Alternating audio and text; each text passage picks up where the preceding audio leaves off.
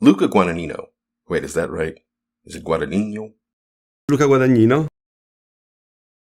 Okay, so Luca Guadagnino is an Italian director probably most famous for Call Me By Your Name.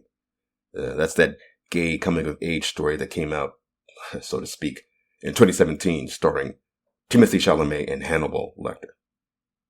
After I made that joke at Armie Hammer's expense, I saw this. So I've been back in LA for a couple of weeks now. This is my truck.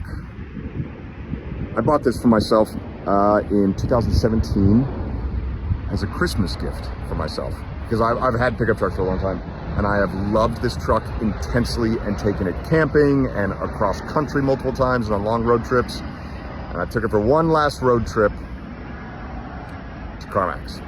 This is not an ad for CarMax. This is because I'm selling my truck. Since being back in LA, I have put about $400 or $500 worth of gas in it, and I can't afford it. I can't afford the gas anymore.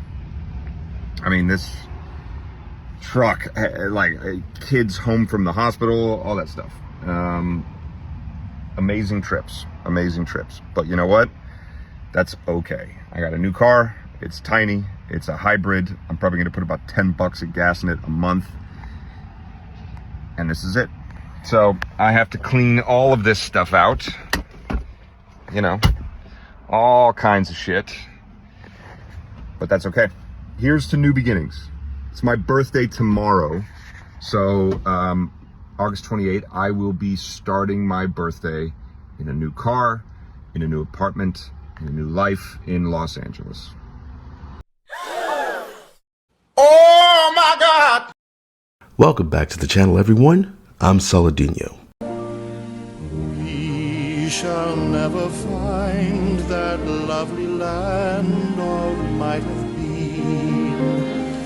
I can never be your king, nor you can be my queen.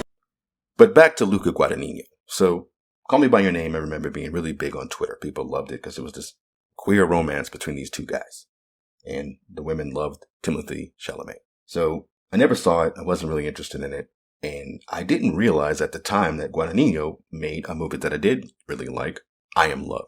I Am Love is really good with Tilda Swinton. It has this really beautiful look to it. So I remember really liking that.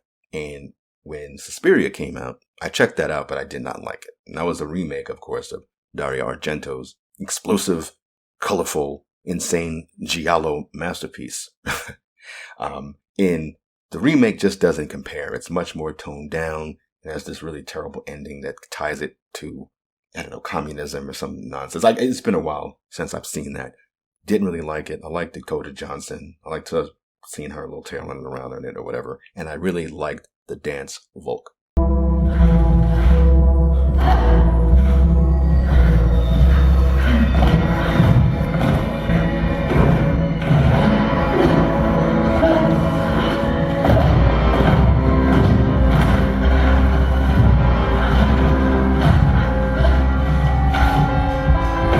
Now, more recently, you may be aware of Guadagnino's Challengers, which stars Zendaya as this little tennis star.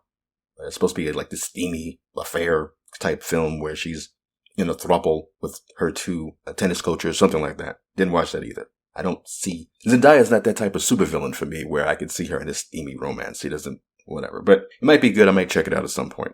Right now, it looks like he's coming out with a film along with Daniel Craig called Queer, which is an adaptation of a William S. Burroughs novel.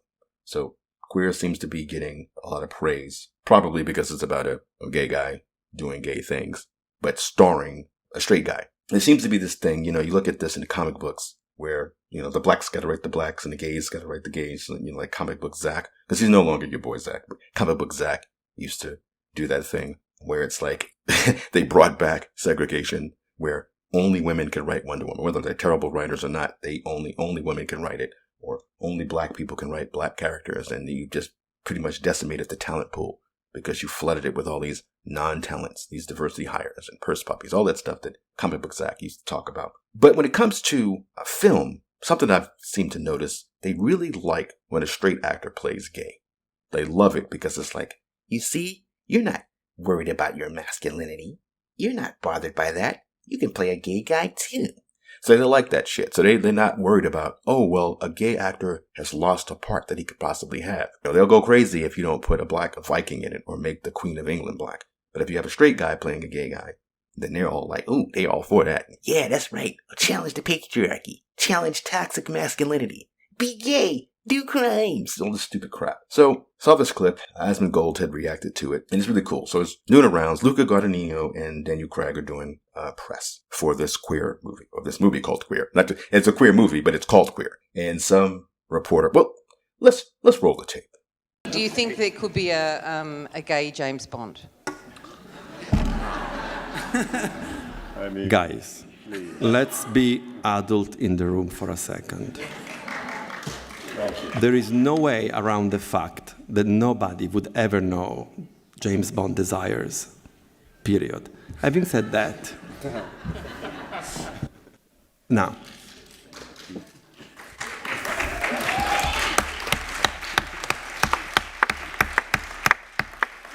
the important thing is that he does his missions properly. Having said that, darling, I adore you. Okay, so in totality, this clip is great because both Luca and Daniel Craig, they push back against it. Probably, well, the first great thing was Daniel Craig's reaction.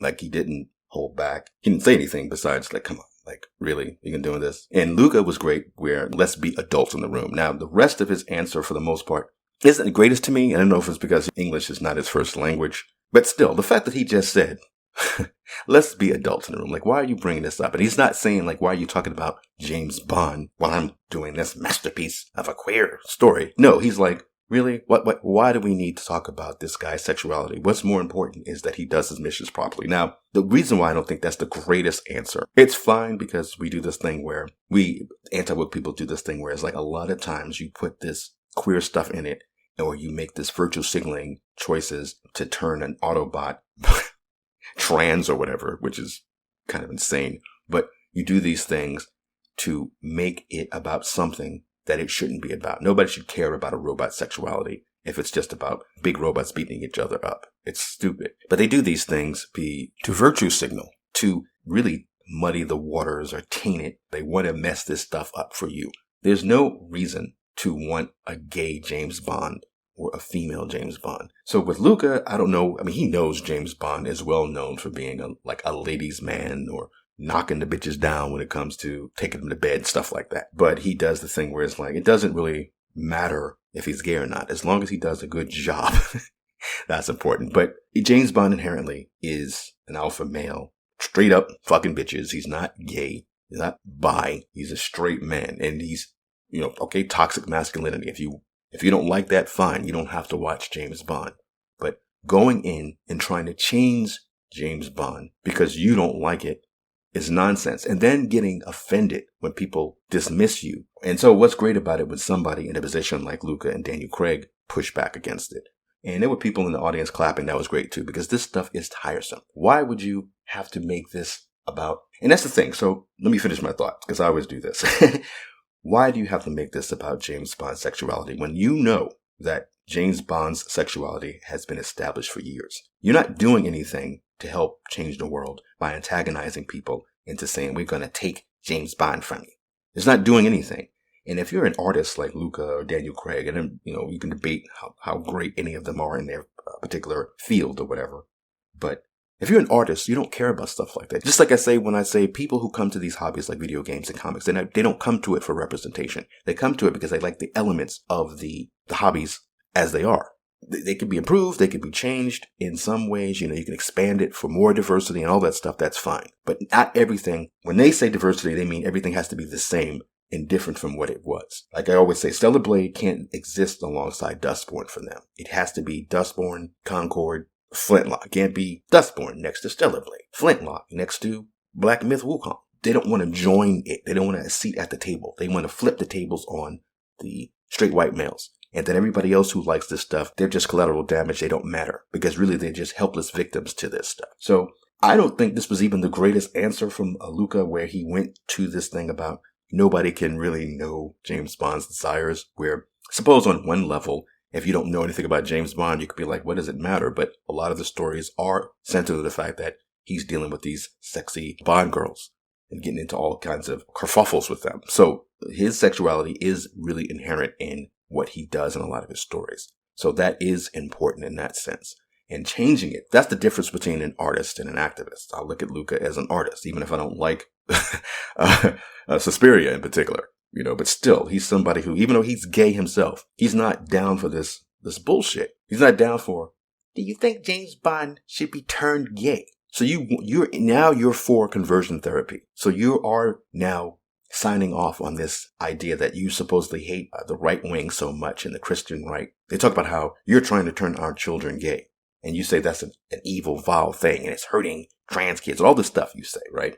But then you turn around, you have some stupid journalist at a press conference for a movie about actual queer characters. And you're dragging in James Bond because Daniel Craig played James Bond. And you're doing this thing where you're like, do you think you're gay? You just made a movie about a gay guy. You have Daniel Craig, who used to play James Bond, starring as this gay guy. Don't you think it's time to make James Bond gay?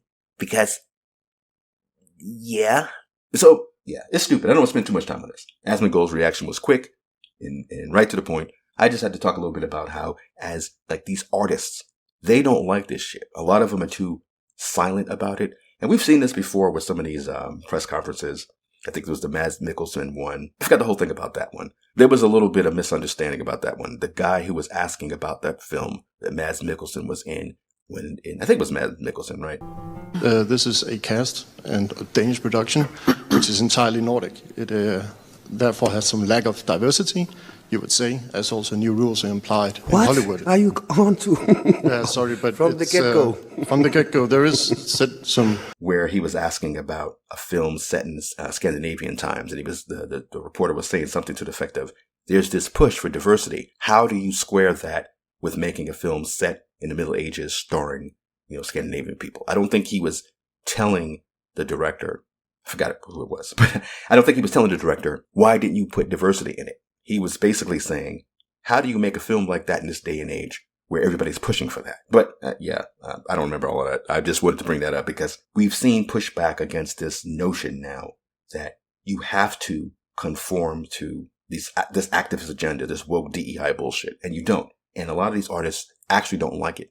A lot of these artists don't get into it to be themselves, to represent themselves. They get into it to be something and someone else, to do things. That's one of the great things about art. And I keep saying this. You may get triggered by horror and about horrible things about women being assaulted and war and violence. You may be triggered by that, and that's fine. If that's not for you, it's not for you.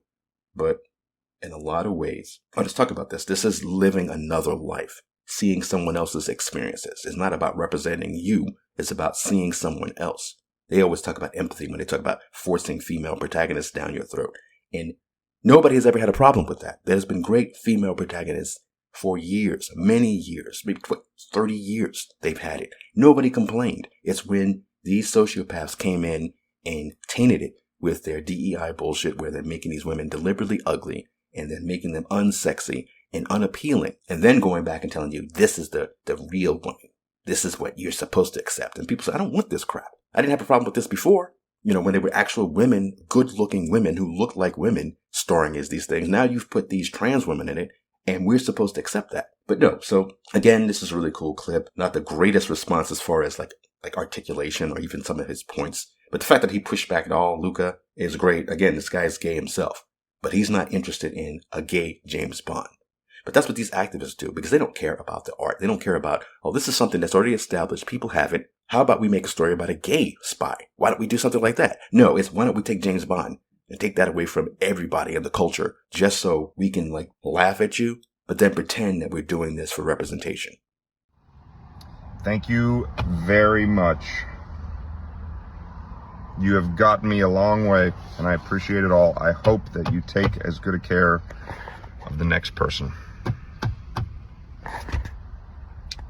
Cool. Time to clean it all out. They gave me bags. Pools of shimmering, cold and I can be all you ask of me. Music in spring, flowers for a king, all these I bring